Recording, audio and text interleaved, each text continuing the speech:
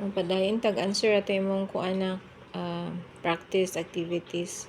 Set 1, letter B, number 1. Okay? Simplify by removing symbols of grouping and combine similar terms. So unsa yung mga symbols of grouping? Kani mga parenthesis, kana siya nag-indicate og multiplication, at the same time nag-symbolize pud na siya og grouping. Unya say mga like terms, kabalon ko sa like terms katong na ay parehas sila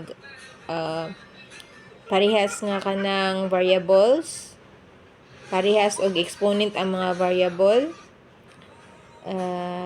parehas nga kanang whole number, inana muna yung mga like terms. Okay, so kining number 1, let's try to solve this. Ang una buhaton ani, kini one group ni sila ha, kining naay parenthesis, usa na siya ka group. Ibig sabihin ani, kaning 4 times kaning nasa sulod sa parenthesis, isa na ka group. Okay, or isa ka term. Tapos kini isa ka term. So actually kini siya is two term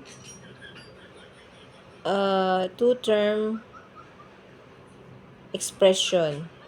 Okay? So ang una nato buhaton ani is i-distribute nato ni, i-simplify nato ning diri nga side. So akong buhaton ani is ana una nako m, copy yun, i-write nako, tapos distribute nako ni 4 times 8n. Excuse me. So 8 times 4 is how much? 32 n. Tapos distribute na po diri 4 times 1 over 16. That would be, nagmultiply raman taan na og fraction. So kaning just a review, okay? Kana siya mura ra na siya gingon ani 4 over 1, di ba? Kana any whole number na gyud na siya imaginary nga 1 nga denominator times 1 over 16. So kung mag-multiply ka, multiply ra man na nimo, inanaon ra 4 times 1 is 4. Tapos kini 1 times 16 is 16. Inana ra mag-multiply. Okay, so kani 4 over 4 times 1 is 4. Add plus ana diha. 4 times 1 is 4 all over 16. Tapos 3p times 4 is 12p. Okay. Ano, sayo na kay multiply no? Kaya nga no, whole number naman ni siya. Pero kung nahigba, example, nag 4x na, di na mo ma-multiply ha? O lain-lain sila o lain-lain o kanang variable. That's 4x diri, tapos 8n diri or 3p diri, na pwede. Pero kung kay whole number naman ni siya, wa man siya variable diri nga tapad, so you can distribute it. Multiply ni mo diha. Okay? So, combining like terms. So, may mga like terms diri.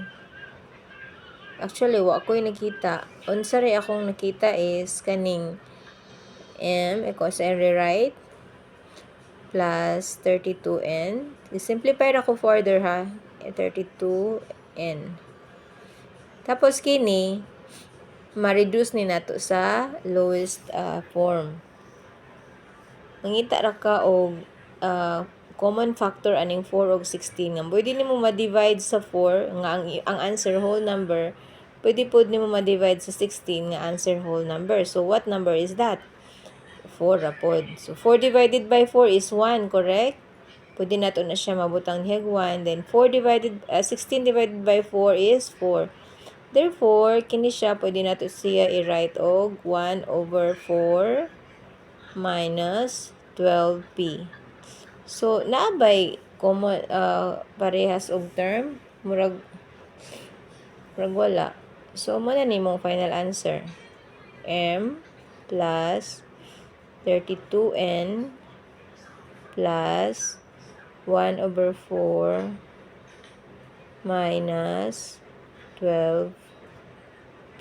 Muna na imuhang simplified na form.